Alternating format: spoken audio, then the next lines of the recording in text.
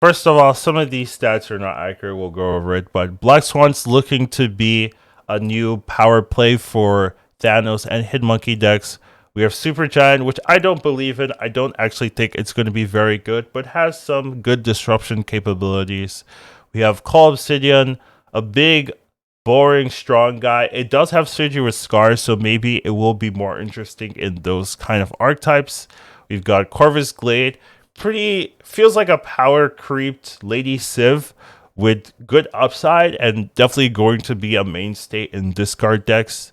And finally, we have Proxima Midnight, a really powerful replacement to or alternative to Swarm, which can just jumpstart the discard archetype and really put it back into the spotlight. So let's take a deeper look into all of them.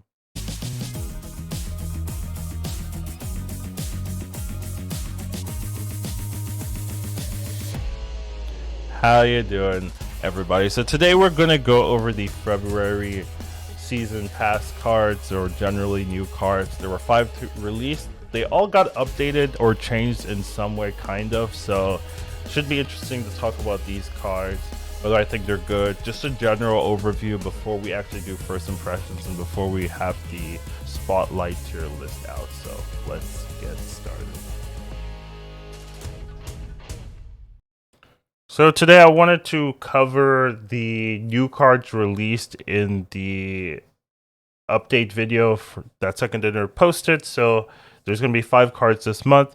I wanted to just talk about them, have a general overview, what I think about these cards, and just kind of giving you a little my initial thoughts of the cards before we go into like the first impression videos, things like that. Still working on the spotlight tier list, so that'll probably come a little bit later, but let's get started.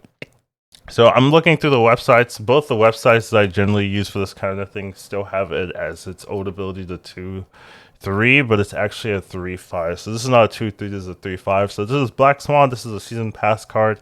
So it's a 3-5 with the on review until the end of your next turn. Your 1-cost cards cost 0. So first thing to think about is 3-5 is very good stat line. So when you look at a lot of the other 3-5s in the game, they usually have like an iffy ability or ability that isn't like good on, or that could be bad in some certain scenarios. Here it's just a buff. Like your 1-cost cost 0 is a buff. Like there's no real downside you could really make with that. So it's generally just a good 3-5 with a good stat line.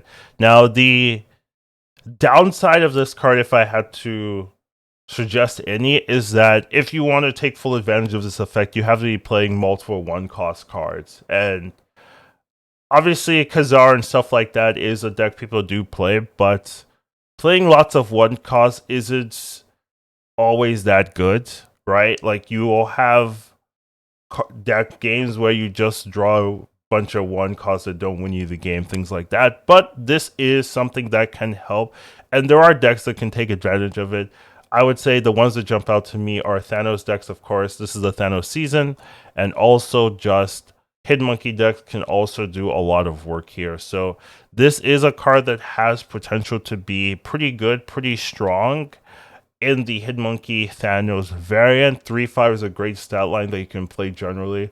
So I do see the season pass being something that will impact the meta, just giving you another tool of playing those archetypes and doing it pretty well. So I'm pretty high on this card. I think it's going to see play. I think it's strong. The one downside is that you are going to be playing lots of cheap cards. So maybe you have some weakness to Killmonger, things like that. You can run Kyra, but usually you want to have like a little bit more payoff in the 1-cost engine. But yeah, this definitely seems playable as a 3-5. So yeah. Interested to see what the meta shakes out once it gets released. Next up, we have SuperGiant. So SuperGiant 4-5, it stops turn 5 plays from being revealed until the end of the game. So the general consensus for me, a lot of people seem to think this will be a scary card. I'm very down on this card. I personally think it sucks.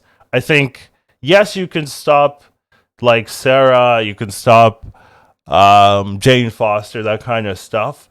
But the thing is, your opponent gets to know that this effect is in play. So it's not like they're going to be playing Sarah turn 5 if you play this. They're going to play other things. So it just gives them windows to do other things. So I just don't think the impact is going to be as high as you want. Also, a lot of people are thinking, oh, combo with Alliath. I just don't think it has enough power to justify you comboing it with Alliath. You're playing a 4-5. Your opponent's playing Miss Marvel or something. They're playing a 4-14. You're playing a 4-5. You think you're going to have priority for the end of the game. You're not. So I just don't see it. I can see it with Hela discard. This helps you set up Hela into discard. Like, that's the only thing that jumps out to me. But I'm not sold on this card. I don't think it's going to be good. So that's my initial impression. Obviously, we'll see when it comes out what the stats say, but that's my takeaway. Next up, we have Cull Obsidian. This was dated by a 4.9. Now it's up to a 4.10. I don't know if that makes it better because now it's Shang-Chiable.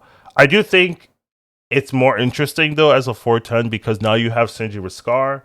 Right, so it is something to think about now. Oh, maybe you want to play with Scar decks, where before as a 4.9, it's like a very like boring, what's it called? Crossbones. It's like a very boring Crossbones. Here, this has a little bit more thought, a little bit more deck decisions that you can put it in. Since it's a 10 power card, you can now synergize with Scar and make decks that Thanos likes playing with Scar anyway. So I think this is definitely a little bit more interesting. So we'll have to see if this is enough for it to see play. It's just a boring card. Like, it's a 4.10. Like, 4-drops have so much flexibility in them. There's so many like unique 4-drops that do a lot of good things that just playing a 4.10 is like very boring, and it opens up Shang-Chi stuff. I do think maybe this might see play in like Thanos Scar decks, so at least there's a place for it. But in terms of like, do I think a lot of people will pick this up, or do I think this will be in a lot of decks? Maybe not, right? Like, it just doesn't really jump out as the type of deck card people are really going to gravitate towards. So a little bit down on this one, but I don't think it's a bad card. It's just, I don't know, maybe boring, or like it doesn't do enough, I guess, for that coveted 4-drop spot. I guess you could just play like Zabu, right? Like 1-2 into 3-10. Like, that's good, right? Like, that is actually pretty powerful. So maybe you'll see it in like Zabu decks or something like that as well. So there's definitely places to try this out. I'm just like not as interested, I guess. So maybe this is just personal opinion, but I think it's probably good. Corvus Glaive. Wasn't this a 3-4 before? So they gave it a power. I don't know if it needed a power, but it's definitely more interesting now. It still has the same issue of like, where do you play this? Like, what deck do you make? I feel like you just play this in a regular discard deck. Like, it's a Lady Civ now with that can give you ramp. Like, why is it a 3-5? It's a Lady Civ that can give you ramp, right? Like, and you're discarding 2 instead of 1, which is honestly in some decks like better than discarding the highest card. So I just feel like it's a little power creepy. In terms of the stat line, like, I would have rather seen it as a 3-4, but that just makes it better. And this card is, I think, not in the best spot right now anyways, so I guess you can kind of see it. I'm just interested to see, like, is this, like, how does this adjust the discard decks? This is the card I'm most interested in this season, personally. Like, this is just, like, a very cool deck building card, so I'm definitely going to see if I can make something cool with it. But yeah, definitely interesting to see it get a buff, as well as Proxima also got a buff. So this is a 4-7 in the video, so it's not a 4-6 here. So this also got a power buff. I do think this card is good generally. Like, if you're playing discard at all, I feel like you're always going to play this. So this feels like a must-have if you're a discard lover or you're taking Corvus. So it's just a 4-7. That's very, very good, right? Like, you want to compare it to Wolverine. You want to compare it to, like, what are the discards? X-23 is not really the same, right? But I think Wolverine's the closest comparison. You discard that. I guess Swarm. Swarm is the closest comparison, right? That's a 0-6. This is a 0-7, right? So better than Swarm. And Swarm is a very good card. So the only downside is it targets your lowest power, but that also does mean it's a little bit controllable. and that you can kind of guess where it's going to go, which I think is generally good. So I think this is just a strong card. If you like discard at any point, or you're getting Corvus, you're probably getting Proxima Midnight. Just solid here. So those are the 5 cards here. Definitely a strong season in my opinion. I think Black Swan is pretty good. This one I think is the weakest card personally, but some people think it's really strong. I don't believe. This card is kind of boring. And these cards, like, the concerning thing is they're in discard, so they might not be good. Like these cards are very strong, but they're in discard, which is not a strong archetype right now. So we'll have to see if this is enough to kind of jump up the discard. But discard does need some help, so maybe it's fine for them to be very strong. But I think these 2 cards are very good. So definitely going to be looking at these for sure at the end of the season pass as well. So definitely some interesting new cards adding this season. Let's take a look at the new location. We have Black Vortex. So I don't like locations like this personally. Your first card becomes a random 6 cost. Like, it's too RNG for me. I just don't like that. So not a big fan generally, but yeah, I mean, whatever. And then this one is fine. Add an Infinity Stone. That's generally fine. Like, you get, it might just give you a draw, right? Like a 1 cost draw. Like, that's strong. Just hope you don't get, like, I don't know, some of the bad ones. But generally, like, you get to draw. Like, it's not bad. And then we have the Season Pass variants, right? A lot of people like this death. I can see why. And then we have this Ebony Maw as well. And then we have some new artwork, some new emotes, and then we have the Art Gem Takeover. A lot of people are interested in that. There's a lot of cool Art Gem variants, so, you know, Art Gem's a pretty popular artist in this scene, so it makes sense. You know, there's a lot of cool ones. Oh wait, can you get Scarlet Witch? This one was, I remember this one only being in a bundle. This was from a bundle. I wanted this one, but it was in a bundle and it was too expensive for me, so I didn't get it. I wonder if this will show up in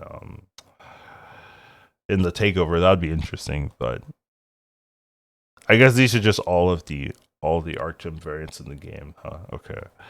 Fair enough. But yeah, overall this is a quick video just kind of going over my thoughts on the new cards. I think they're pretty good, so it should be an interesting season with a lot of power. There's definitely been some discussion, like, is there a little bit of power creep? I would say for sure there's power creep. Honestly, like, the game is different. They want you to buy the new cards. If the cards are, like, boring, they're not going to do well. So they tend to lean, making them too strong over too weak. Because if it's too weak, it's like the card doesn't exist. So seems like that's kind of what they're doing. They're trying to be safe so that people will actually play with the new cards. I mean, you know, we all have our opinions of whether that's a good or bad thing, but that's kind of their style. That's, you know, seems to be working for them for now in their bottom line. So probably going to continue. But yeah, that's what we'll work on the Spotlight tier list. But take care of yourselves. Have a wonderful one, and I'll see you in the next one. Is that loud? Maybe not. Have a nice rest of your day, everyone. Take care. Eat some broccoli, please. Yep.